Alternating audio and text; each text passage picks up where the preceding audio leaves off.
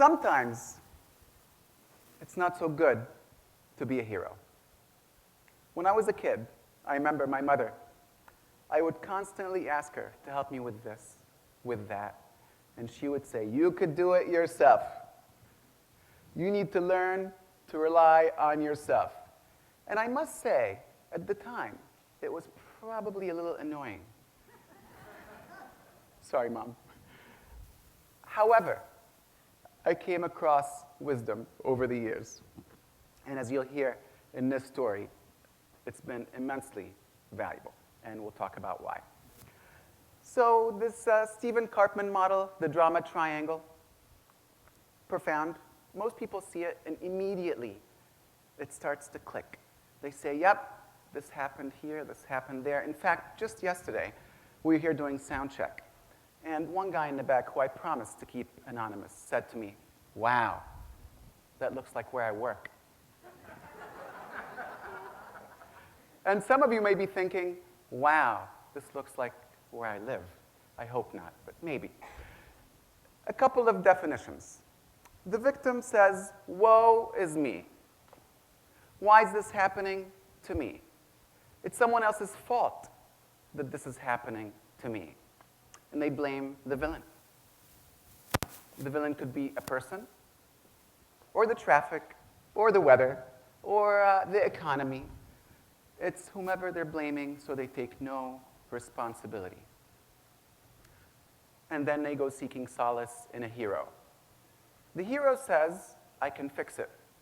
I'll take your pain away. I'll make it all better."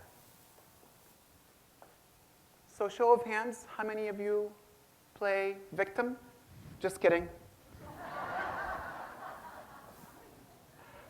Seriously, how many of you play hero? Thank you. How many of you play villain? Anybody ambidextrous? Good, it's a good skill. One time, after talking about this, during the break, the cookies showed up.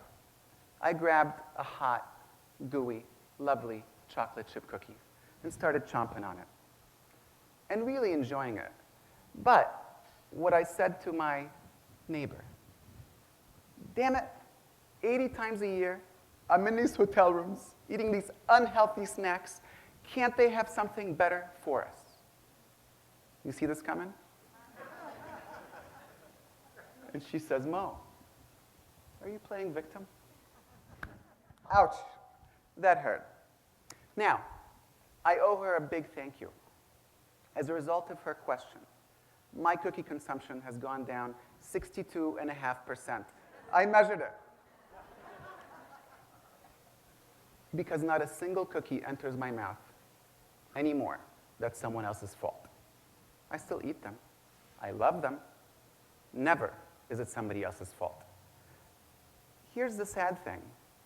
Was I playing victim? Yes. Was I blind to the fact that I was playing victim? Absolutely. And we're just talking about a cookie. Where else in life do we do this? The hero. When my son was 18 months old, I took the binky out of his mouth, dropped it on the floor, and started crying in a tantrum fit for his binky. Victim? I bent over, picked it up, and gave it to him. Hero? So hopefully I don't do that as much. You'll have to check in with my wife.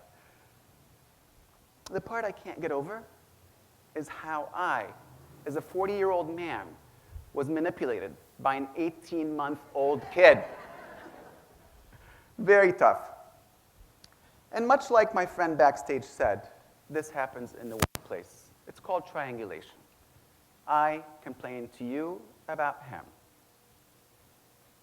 And we have a hero, and we have a villain, and we have a victim, and we have dysfunction, and we have mistrust. Not so good. So by now, you're asking, what's the alternative? There's got to be a better way. And there we have the empowerment dynamic.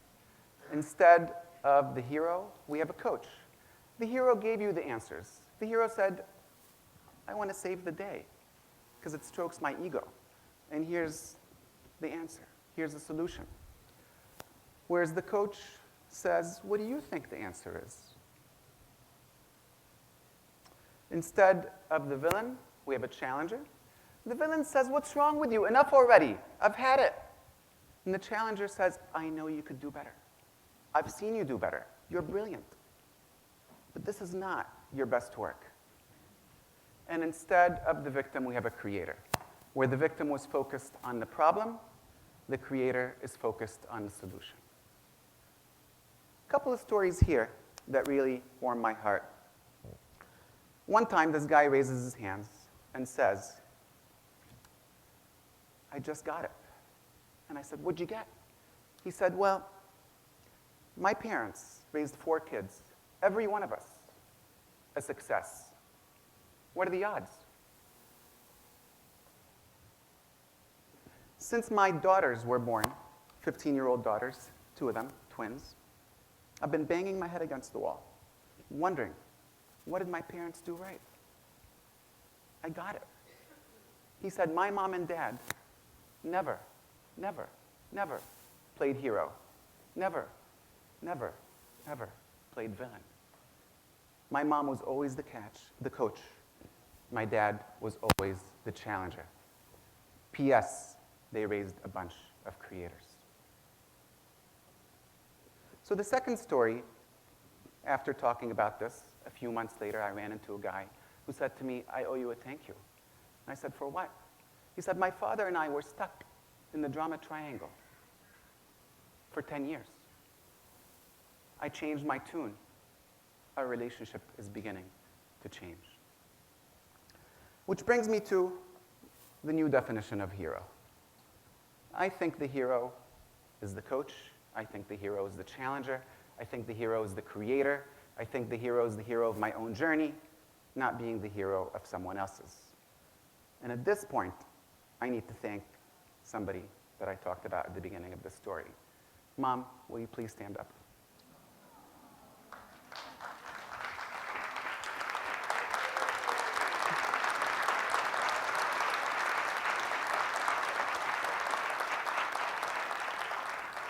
So as a single mother, you were a creator. You moved us to this wonderful country. And you played my coach. You played my challenger. You created a creator. And that begun me on my own journey to be my own hero. And for that, thank you.